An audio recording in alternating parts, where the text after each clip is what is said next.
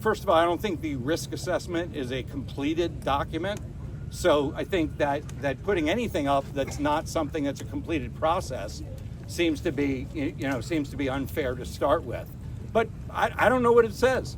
And that's the point. Only one side knows what it says. The other side doesn't. Right. Doesn't sound like the United States of America, does it? I mean, it really doesn't. It's really outrageous. And you've gotten to know the family members. They're about to become your family members. We spent more time together than I've spent with my family. I love these people. They're incredible people. They show up. I wish that all of our families showed up this way. But one man and one man only. And it's not, I don't even think it's those 3 DAs. I think it's one man and one man only has decided to take on this crusade. Brian, can you describe the emotional whiplash of the whole family turning up again? They were just here last week preparing to testify and then being told that it's called off. Well, it was nice to get the win last week, I think. And maybe Anna Maria wants to answer that. But, I think the family can speak better to that. And I just think it's a shame. I think that we should be tough on crime. Go out and find some. Go get the looters. Go get the people that burned down my house. Go get the people that are out there smashing and grabbing. Go be tough on crime. Don't forget about what's happened in 35 years and how these boys, who are now men, have helped hundreds of people in prison to recover. Thank you. Well, today was a little bit disappointing for us as a family as we march on. There have been some delays in this process that were unforeseeable, like the wildfires that, of course, we have great patience for. This is another delay that is not so much, but we will continue to show up as a family. We were a little bit frustrated that the CRA that the governor did waive his privilege for the CRA, and that will be allowed in, although whether it can be used or not still remains to be seen. Although we do understand the transparency behind that.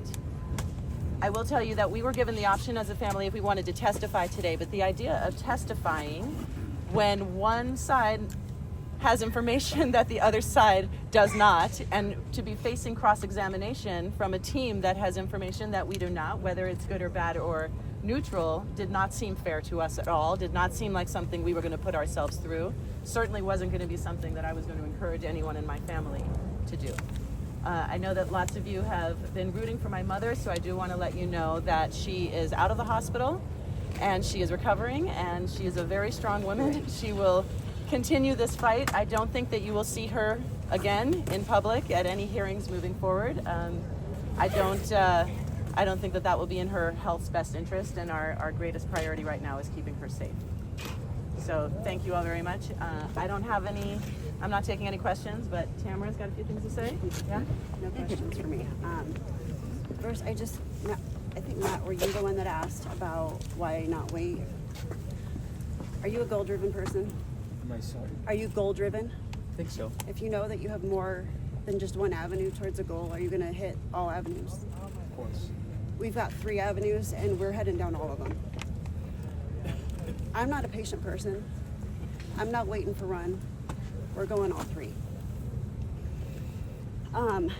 In regards to the bias question,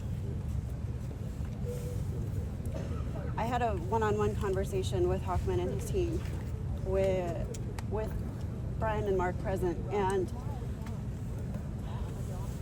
it was very clear that Hoffman has no desire to come at this objectively.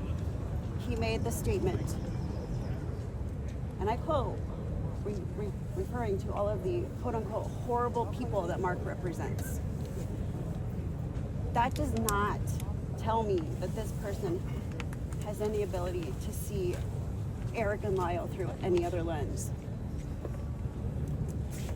So with that, my disappointment in his inappropriate, belittling, and abusive behavior that day, I don't feel safe with him or any of his team. So with that, I'm really, really although I would have loved to see what we could have done today and tomorrow. I'm relieved to know that we're going to move on the hearing on May 9th. So.